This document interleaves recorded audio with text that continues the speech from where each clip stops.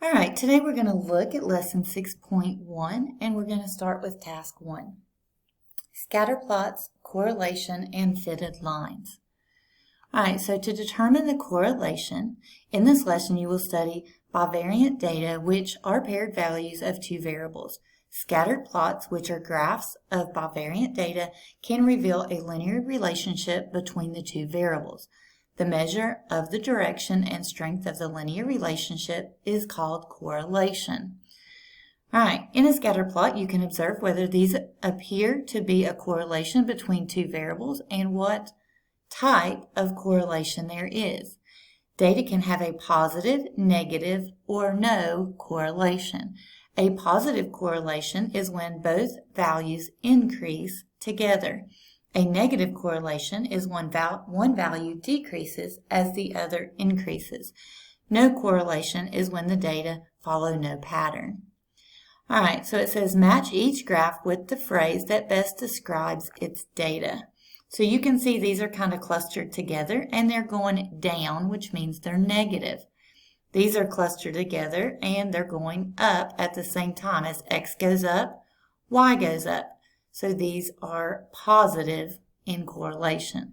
These are kind of randomly scattered and there's no pattern whatsoever. So graph 3 would be no correlation.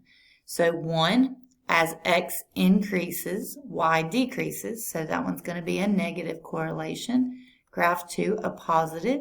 And graph 3 is no correlation.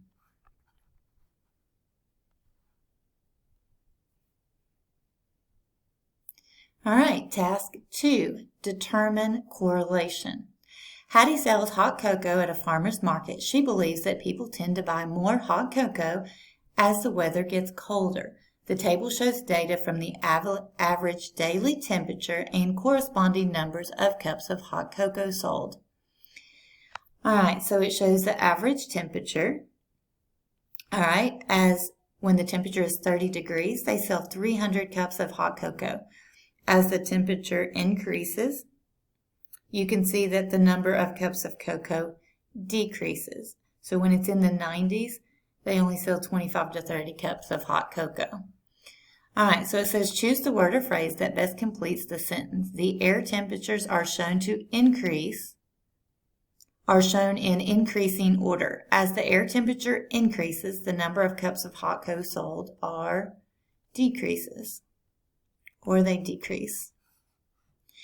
All right, make a scattered plot of the data, choosing appropriate scale for the axis. Does your scatter plot support your answer in part A?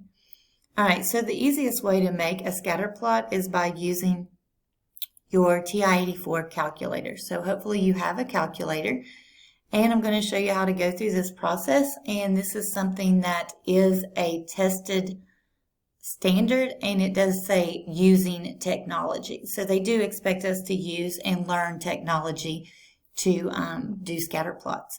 So if you go to Stat, well, we got to turn it on first. So we turn on our calculator, and if we go to Stat and we hit Edit, it will let us enter our list in.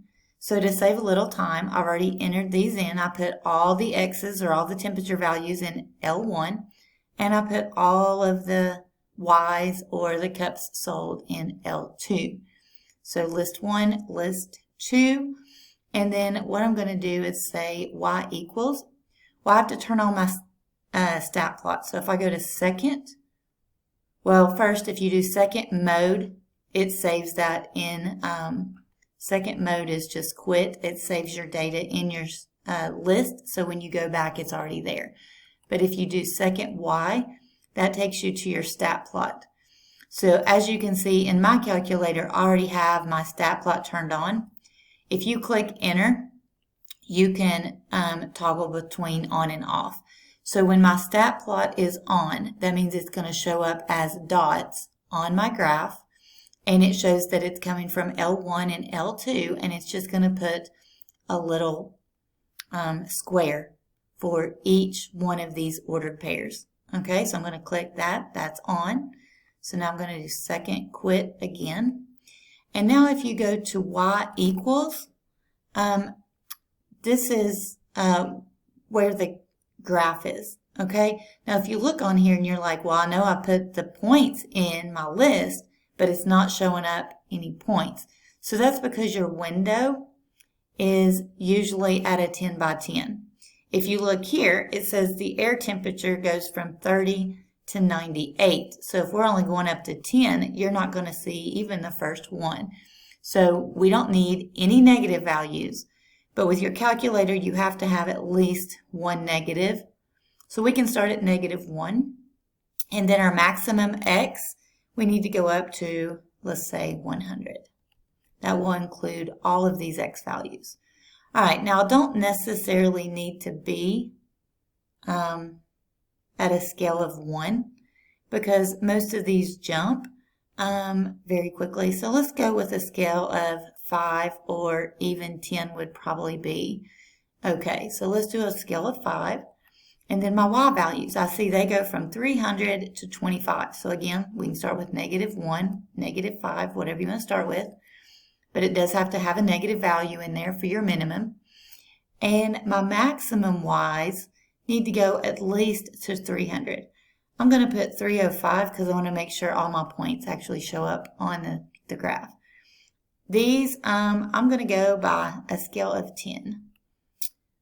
All right, if we go by a scale of 10, and now when we hit graph, you can see that our points have showed up on the graph. And you can see that they are, as x increases, y's decrease. So that's an easy way to graph and look at if this is true or not. Okay? All right, so it says make a scatter plot of the data, choosing appropriate scales. Does your scatter plot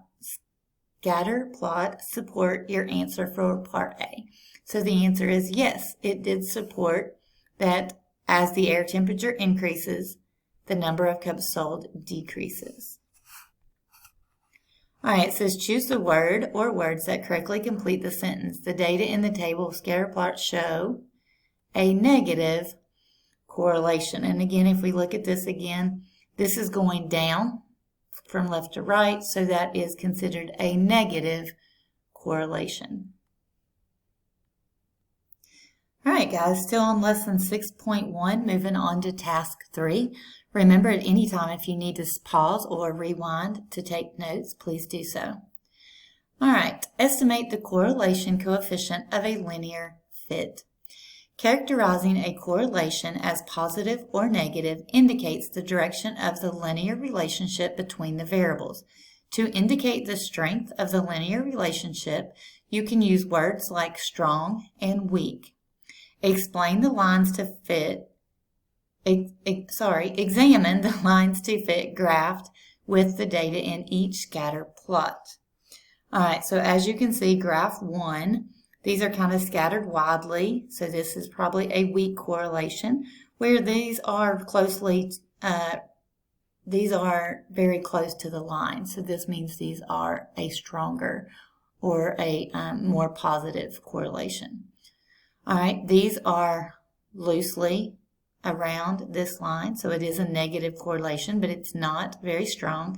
This one again is a negative correlation, but these dots are close to that line, so it's a stronger correlation. All right, so it says which two scatter plots display bivariant data that are clustered tightly around the line of fit. So you can see graph 2 and graph 4 are close to the line. These scatter plots display bivariant data that have a strong correlation. Okay? All right, select the phrase that best compares the sentence. Of the graphs with a strong correlation, the data in blank shows a strong positive correlation. So you can see graph 2 goes up. As x's go up, y's go up. So that's strong positive correlation. And graph 4, you can see is a strong negative correlation. As x's go up, y's go down. Okay? All right. Which two scattered plots display bivariant data that are clustered more loosely around the line of fit? These scatter plots display bivariant data that have a weak correlation. All right. So 2 and 4 were strong correlations. 1 and 3 are weak correlations. All right, select the phrase that best completes the sentence. Of the graphs with a weak correlation, the data blank shows a weak positive correlation. All right, graph 1 is positive, graph 3 is negative. So graph 1 shows a weak positive correlation, and the data in graph 3 shows a weak negative correlation. All right, that's all for task 3. If you have any questions on task 1, 2, or 3, please let me know.